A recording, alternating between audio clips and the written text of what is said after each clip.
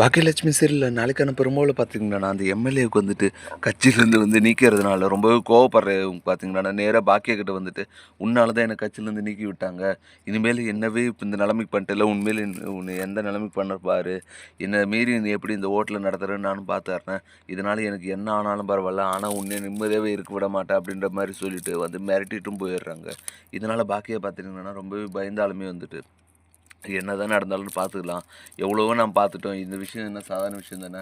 நம்ம முன்னேறணும்னு சொல்லி நினச்சிட்டு இருந்தோம்னா, அது யாரால நினச்சாலும் தடுக்க முடியாது அப்படின்ற மாரி செல்விக்கு ஆறுதல் சொல்றாங்க.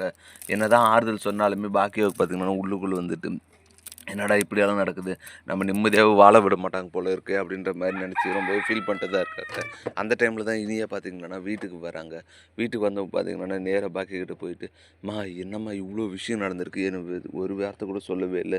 என்ன நம்பி நல்லா இருக்கணும்னு சொல்லிட்டு இப்படியெல்லாம் பண்ணியிருக்கு. தேவையாம்மா இது? என்கிட்ட முன்னாடியே சொல்லியிருந்தேன்னா, நான் இந்த விஷயமெல்லாம் வேணான்னு சொல்லியிருப்பேன்ல. இப்படி உன் 2 ரெஸ்டாரண்ட்டையும் எனக்காக எழுதி குடுத்துட்டு, இப்போ நீ ஏதோ ரோடு ஓரத்தில ஒரு பொட்டி கடை மாரி ஓப்பன் பண்ணி வச்சிருக்க. இது உனக்கு தேவையா?" அப்படின்ற மாரி சொல்லி கேட்க, "இனியா இந்த விஷயத்த வந்து நீ தலையிடாத. அது முடிஞ்சது முடிஞ்சதாவே இருந்துன்னு போது. அந்த விஷயம் வந்துட்டு இனிமேல் பெருசு பண்ண வேணாம். நான் ஆல்ரெடி வந்து நெறைய போராடி பார்த்துட்டேன். போராடி முடியாம தான் விட்டுட்டேன். இனிமேலும் வந்துட்டு அத பத்தி பேசாத. நம்ம இந்த 2 ரெஸ்டாரண்ட் போனா என்ன? இந்த மாரி 1000 ரெஸ்டாரண்ட் ஓப்பன் பண்ணிடலாம். அதனால நீ அத பத்தியெல்லாம் கவலைப்படாத. நீ சந்தோஷமா இருக்க பாரு. உனக்கு எதனா ப்ராப்ளம்னா மட்டும் சொல்லு. நான் பார்த்துக்கிறேன்." அப்படின்ற மாரி இருக்குது. "அதெல்லாம் ஒண்ணும் இல்லம்மா.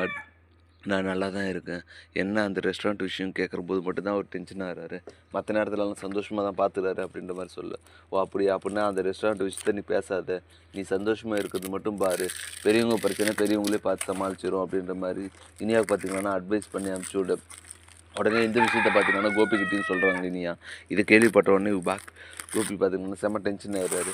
இவ்வளோ நடந்திருக்கு. ஆனா என்கிட்ட நல்லவர் மாரி நடிச்சு நம்ம எல்லாரையுமே வந்து ஏமாத்திட்டாருல்ல அப்படின்னு சொல்லிட்டு பார்த்தீங்கன்னா ஆதங்கத்தில போய் சுதாகர போய் கேட்க, சுதாகருமே வந்துட்டு பார்த்தீங்கன்னா, "ஆமா நான் தான் வாங்கினேன். அதுக்கு என்ன இப்ப? உங்ககிட்ட சொன்னா மட்டும் என்ன நடக்க போகுது? அதான் எல்லாம் முடிஞ்சு போச்சுல்ல. உங்க வேலை என்னவோ அத பாருங்க சம்பந்தி. தேவையில்லாம முடிஞ்சு போன கதைய பத்தி பேசுனீங்கன்னா தேவையில்லாம உங்க மரியாதை தான் கெடும்." அப்படின்ற மாரி கோபிகிட்டயே சொல்ல, கோபி பார்த்தீங்கன்னா கோவம் தாங்க முடியாம, "என் பாக்கியா கிட்டேருந்து நீ ஏமாத்தி ரெஸ்டாரண்ட் எழுதி வாங்கிட்டு, இப்போ ஒண்ணும் பண்ணாத. உன் வேலைய பாருன்னு நான் சொல்றேன். உனக்கு அவ்வளோதான் மரியாதை. இதுக்கு மேலே வந்துட்டு இப்படியெல்லாம் பண்ணேன்னா அவ்வளோதான். நான் பார்த்துட்டு சும்மா இருக்க மாட்டேன்." அப்படின்ற மாரி கோபி பார்த்தீங்கன்னா சுதாகர் வார்ன் பண்ண, உடனே சுதாகர் இருந்துட்டு பார்த்தீங்கன்னா, "என்ன சம்மந்தி பொண்ண கல்யாணம் பண்ணி குடுத்துருக்கோன்னு கொஞ்சமாவது ஞாபகம் இருக்கா இல்லையா?